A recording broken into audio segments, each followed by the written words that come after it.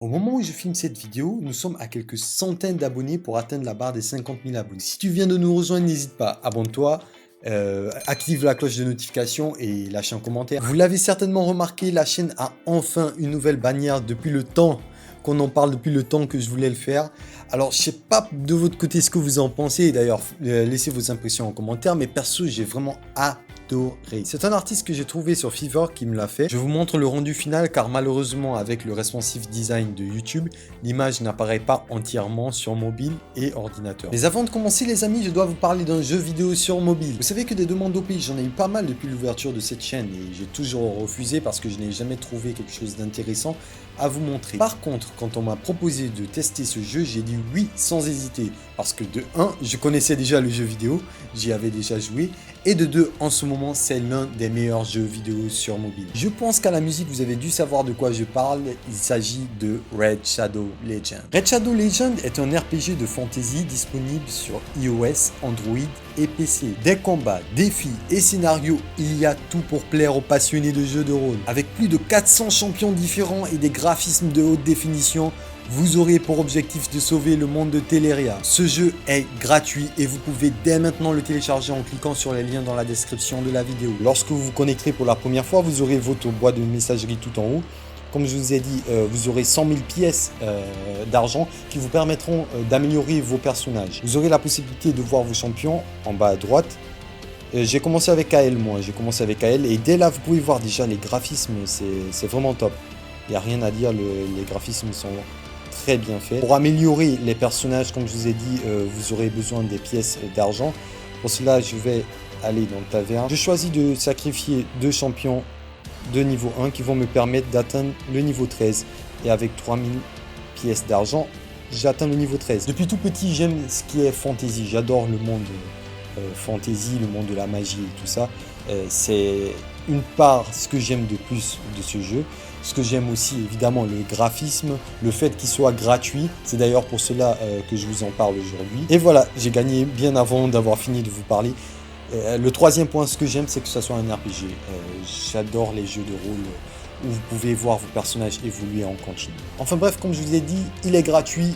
Faudrait en profiter. Vous pouvez le télécharger dès maintenant en cliquant sur le lien que je vous aurai laissé dans la description. Allez dans la description de la vidéo, cliquez sur les liens spéciaux et si vous êtes un nouveau joueur, vous recevrez 100 000 pièces d'argent plus un champion gratuit Tis Sortilège. Tout ce trésor vous attendra ici. Ces récompenses ne seront disponibles que pour les 30 prochains jours, alors faudrait en profiter. Vous pouvez vous défier à votre avantage dans les tournois en cours, affronter toute la communauté de raids tout en combattant le Spider's Den, le Ice Golem's Peak, le tout-puissant Fire Knight ou le célèbre dragon afin de gagner des récompenses impressionnantes et des artefacts rares. Et maintenant en raid, le patch 1.15 arrive en mai et avec lui vous pouvez participer au tout nouveau tournoi d'arène. Gagner des points selon votre niveau et gagner des récompenses incroyables dans le tournoi local et mondial. En août dernier quand j'étais en vacances en Guinée, j'avais posté une vidéo où je présentais l'outil Nmap. C'était une sorte d'introduction qui vous avait assez plu. Pour rappel, Nmap est un outil gratuit et open source qui vous permet de scanner votre réseau et de découvrir des informations telles que les machines qui y sont connectées, les ports ouverts, les services aussi disponibles. Il permet aussi d'effectuer un pin test et de détecter les vulnérabilités d'un réseau. Ce dont je vais vous parler aujourd'hui, c'est le Nmap Scripting Engine, encore appelé NSE. Le NSE est une fonctionnalité de Nmap qui vous permet de développer vos propres scripts afin d'automatiser certaines tâches. Le langage utilisé afin de développer ces scripts est le Lua, qui est un langage assez simple à comprendre, surtout pour les personnes qui ont déjà développé en Python. Il y a différentes catégories de scripts, comme par exemple ceux pour l'authentification, qui vont vous permettre de découvrir les informations d'authentification ou de passer cette étape. Il y a les scripts de type DOS pour effectuer une attaque DOS, de type Vun pour détecter les vulnérabilités du réseau, ou encore Exploit pour exploiter des vulnérabilités. Vous retrouverez toutes ces catégories ainsi que la documentation pour Nmap et NSE sur le site officiel. Maintenant que je vous ai donné une idée sur ce que c'est que le NSE, je vais vous montrer quelques scripts à travers Kali Linux. En fait, il y a un détail aussi que je voulais vous dire, c'est que Nmap, il est important dans quoi? Les phases du hacking, les étapes du hacking sont lesquelles? Vous avez en début la reconnaissance et le footprinting, c'est-à-dire le recueil d'informations. Ensuite vient cette phase, le scanning. En troisième position vient l'exploitation. Généralement, les gens pensent direct à l'exploitation. Le scanning, c'est du hacking aussi, les amis. C'est du hacking, c'est une phase du hacking. Le hacking, c'est pas juste exploiter, non. Et en dernière position, après exploitation, évidemment, il y a le maintien de l'accès. le maintien de l'accès et il y a la couverture des traces. Pour revenir à ce que je voulais vous montrer, je vais vous présenter les différents scripts. Vous pourrez vous les retrouver dans le répertoire user, le répertoire partagé, et là vous devez avoir Nmap. Voilà. Dans Nmap, vous avez le répertoire script, si je ne me trompe pas. Oui, le répertoire script y est. En faisant un simple ls, vous voyez la liste de ces scripts. Ça, c'est des scripts déjà prédéfinis, mais comme je vous l'ai dit, vous pouvez vous aussi développer vos scripts dans le langage Lua. Avant de vous montrer ces scripts, disons que je veux effectuer une analyse des vulnérabilités sur mon réseau. En premier lieu, je dois savoir dans quel réseau je suis, et pour cela, ifconfig va me donner mon adresse IP et l'adresse masque. Avec ces deux-là, quelle information j'ai importante? La première information que j'ai, c'est que ces 24 premiers bits appartiennent à la partie réseau. Je sais que ça paraît compliqué, mais c'est vraiment très simple lorsque vous savez ce que c'est que le netmask. Là, grâce à ces 24 premiers bits, j'ai pu identifier que cette partie appartient à la machine réseau. Concrètement, c'est quoi? Qu'est-ce que ça signifie? Ça veut dire que toutes les machines qui seront sur ce réseau auront pour adresse IP 192.168.1 et ensuite soit .2, 3, 4, 5, 6, 7, 8 jusqu'au 254. En utilisant Nmap tout simple, je voudrais savoir quelles sont les machines qui sont connectées. Avec la commande SP, je peux avoir la liste des appareils connectés. Et voilà pourquoi je mets le /24. C'est pour ça que je vous expliquais tout comment je sais que cette partie est la partie réseau. Et là, qu'est-ce qu'il va faire? Il va scanner toutes les adresses du 1.1 jusqu'au 254 et voir toutes les machines qui sont actives sur le réseau. Et là, il m'a donné la liste. Alors, j'ai 1, 2, 3, 4, 5 machines actives sur le réseau. Alors, dès là, qu'est-ce que je peux faire? Je peux même enregistrer ce résultat sur un fichier. Là, je n'ai pas encore touché à la partie script. Je vais juste vous montrer dans les faits réels comment ça se passe en fait, la détection de vulnérabilité et comment un pin testing est mené. C'est exactement comme ça. Là, mon clavier est en français. Je dois utiliser le caractère, vous savez, la flèche vers la droite. Petite astuce, Alt Delete pour changer la langue du clavier. Et Alt Delete, je reviens au FR. Je vais placer, et cette flèche va me permettre de dire je veux le résultat de cette commande. Je veux que tout cela soit écrit. Je vais le mettre sur le bureau et je vais le nommer, je sais pas moi, test.txt. Le voilà. Vous voyez que c'est exactement les mêmes résultats. Là, ça me facilite la tâche. Vous voyez toutes ces choses.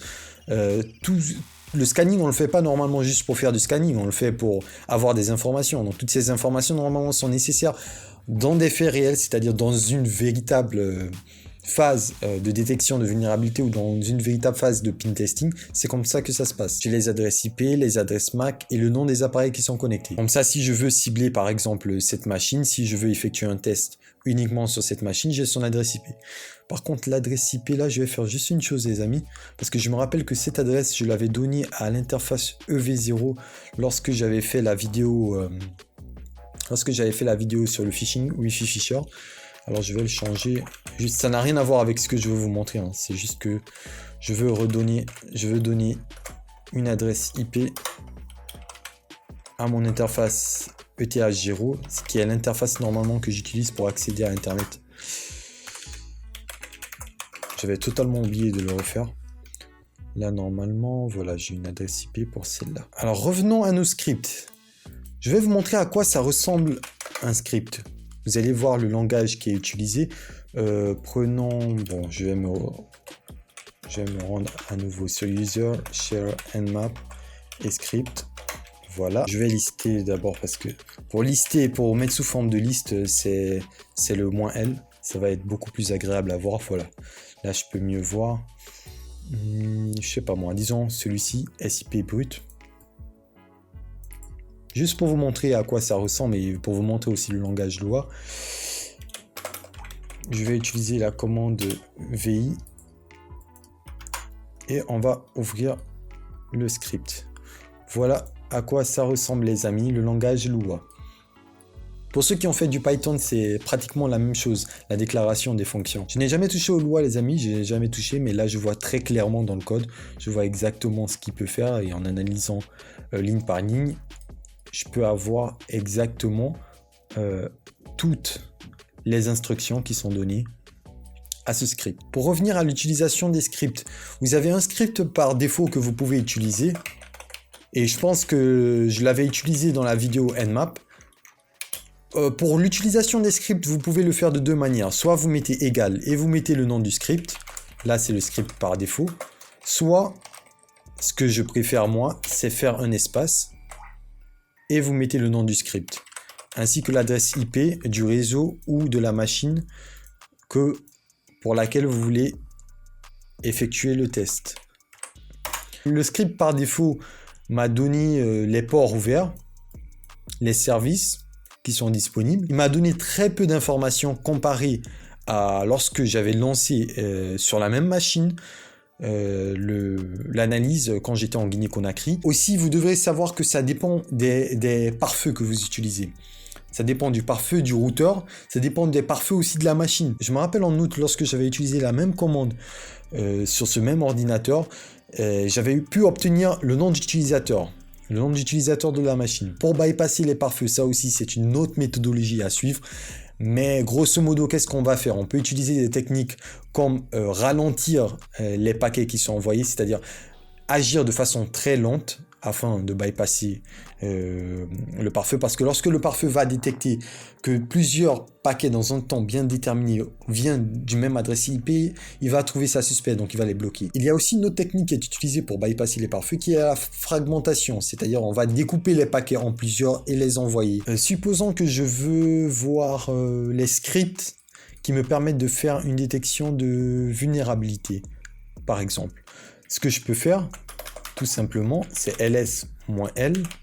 Une fois de plus, je vais appuyer Alt et Shift pour changer la langue du clavier parce que j'aurais besoin de ce trait-là. Il est où? Le voilà, je reviens. grep. Il va me permettre de faire un tri et il va m'afficher tous les scripts qui contiennent vuln. Je vais mettre vuln, voilà. J'ai la liste. Comme vous pouvez voir, FTP Vulnerability, HTTP, parce que le Nmap aussi ne se limite pas au réseau local. Vous pouvez aussi effectuer un pin testing ou une analyse sur des serveurs web. MySQL Vulnerability, j'ai pas de MySQL de serveur MySQL en ce moment actif, sinon je vous l'aurais fait. Samba, RSA. Je pense que j'en avais téléchargé un, c'est celui-ci, Vuln. NSE, on va voir ce qu'il va donner. Nmap, script, je mets le nom. Il est préférable de copier, comme ça on est sûr qu'on entre bien le bon nom.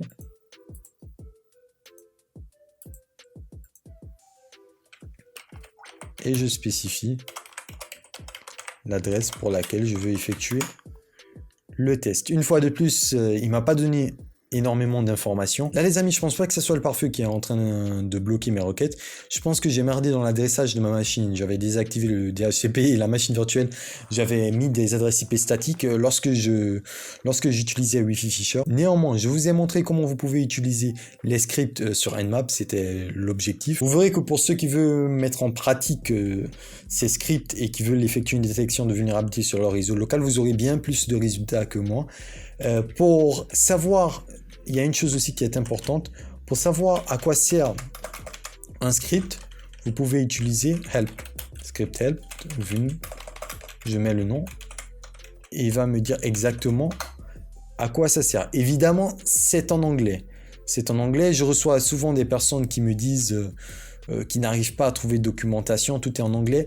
Si je peux vous donner un très bon conseil, et c'est de la part de quelqu'un qui ne maîtrise pas l'anglais en plus. Vous voyez que mon accent il est vraiment pourri en anglais.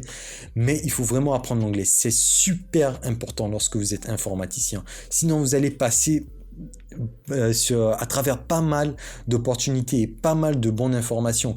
Personnellement, ma documentation, je ne la cherche jamais en français, que ce soit au boulot ou que ce soit dans la vie de tous les jours. Je marque une petite pause avant la fin de cette vidéo pour vous dire qu'après le tournage, j'ai désactivé l'interface virtuelle et réactivé le DHCP. Et quand j'ai lancé à nouveau un script, eh ben ça marchait. Voilà les amis, j'espère que cette vidéo vous aura plu. Si c'est le cas, hackez-moi les pouces bleus, laissez-moi vos impressions en commentaire.